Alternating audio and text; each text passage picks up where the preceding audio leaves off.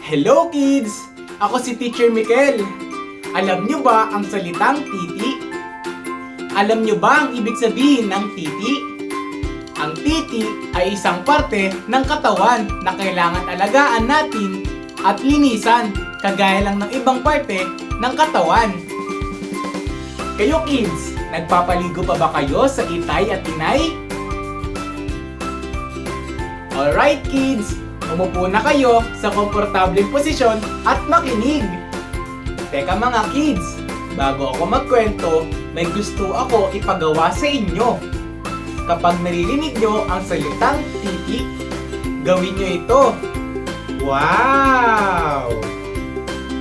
Wow! Kayo nga? Ako ay may titi. Ang galing!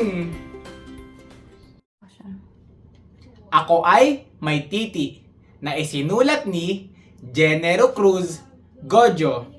Ako ay may titi kasi sabi ni nanay ako raw ay isang lalaki. Kapag naliligo ako, sinisiguro ni inay na ito'y malinis.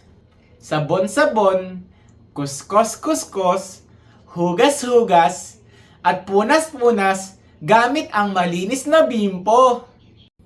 Sabi niya, dapat laging malinis ang bahagi ng katawan na laging natatakpan. Sinusuotan ako ni nanay ng malinis na salawal. Presko ang pakiramdam ko. Hinahawakan ko ito sa tuwing umiihi ako sa maliit na arenola na binili ni tatay. Iba-iba ang nangyayari sa aking titi. Kilig-kilig, kili-kiliti. Kapag natutulog ako, parang tulog din ang aking titi. Kaluntay ito, kulo-kulubot, at parang bagong pisang sisiw. At kapag gising na ako, nagigising din ito. Lumalaki at tumitigas. Naiihi na kasi ako.